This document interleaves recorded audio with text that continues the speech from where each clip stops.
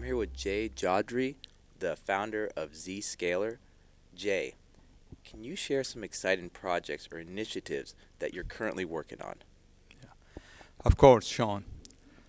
I have always believed in coming up with new, innovative, disruptive technologies. That's how my all 5 startups have been. Zscaler, the company I founded and funded, and I run it, it was done with the notion that when applications are everywhere, users are everywhere, the traditional notion of network security, securing the network, will not be any good. Let's reimagine network security. Let's think outside the box. So we came up with the notion of literally creating a switchboard. A user comes to us. We say, who are you? Where are you going? We connect them to certain applications. So this is how Zscaler has been disrupting traditional world of network security, firewalls, and the like. That's going to call it phase 1 of exciting projects. So what's phase 2?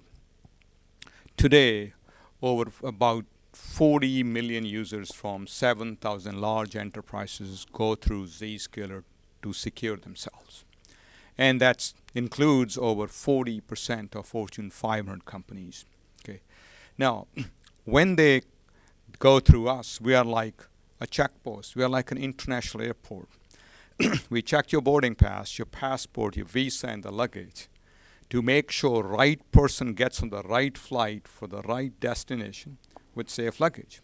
That's how we offer security against a whole range of threats, ransomware, phishing, and the like. Now, this is part 1. But as we really process that traffic, we create logs. Logs are like who went where, when, what, that type of stuff. So today, we have about 300 billion transactions logs a day. Each transaction creates a log entry.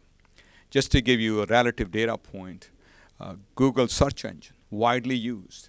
But on a daily basis, Google searches add up to about 8 or 9 billion. So look at the number of transactions we handle. Why is it this big? Because when our customers, whether it's Siemens or Shell, or it is United Airlines, when any of their employees access anything on the internet, or SaaS applications, or LinkedIn, or news sites, or their application in Azure, AWS, or the data center, we are the security checkpost. So everything happens through us. Now we got lots of logs. Now these logs can be very valuable in figuring out potential threats and stopping them. Because before threats happens, bad guys do reconnaissance.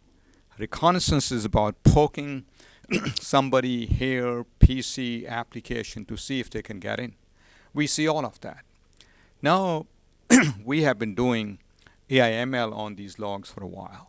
But AI/ML has really become very, very useful now. It can be scaled, applied against tons and tons of data. So our next big project is taking this data, which is not public data. It belongs to our customers. But leveraging it to be able to predict some of these breaches before they happen and help my customer take steps before breaches happen. So I'm very excited about this new area. You mentioned 5 companies. Yes. In this journey, were there any mentors or advisors that guided you, helped you in any way? Of course, I've been lucky. I've had lots of advisors along the way. Some of them I work closely with. Some of them were advisors because I read about them. I was a big fan of them. I followed them. Right? Early on, from very early on, Bill Gates was one of the early heroes, and Steve Jobs. Those I never met either of those 2 guys. Actually, Bill Gates I met. Steve Jobs I never met.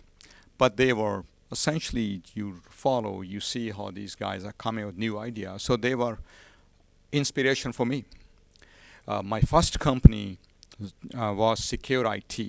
It means secure it, Secure IT. It was about securing enterprises when internet had just taken off.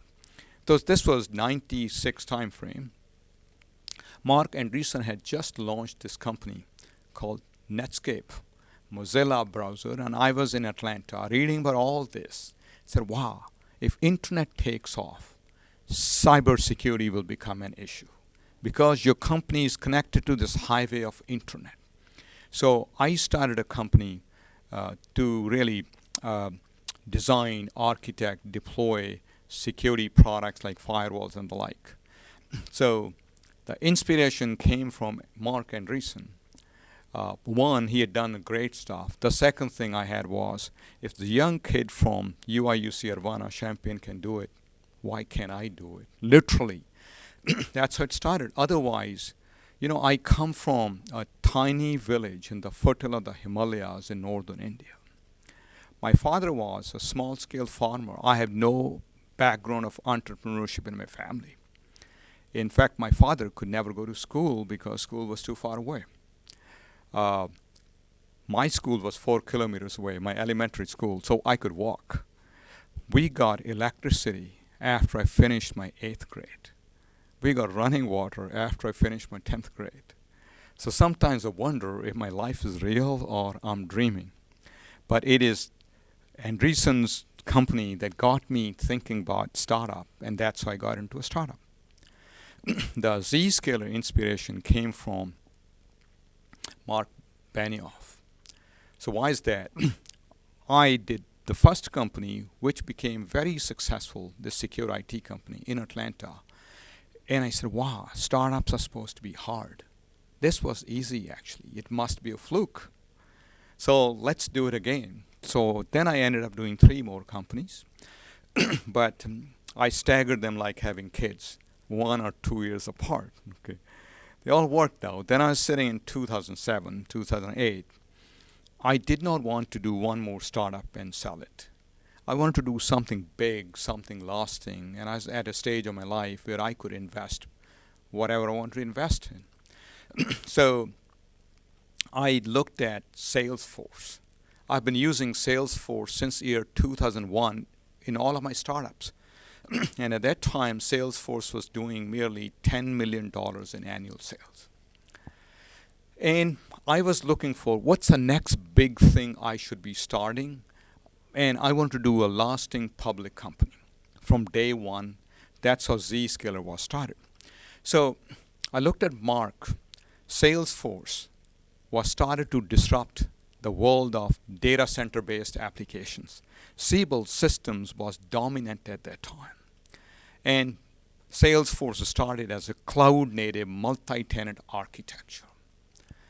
And I loved the application. I used it. So I said, all applications should move to the cloud because it makes so much sense. And AWS was just born. It was nascent. And iPhone was just announced with a big screen.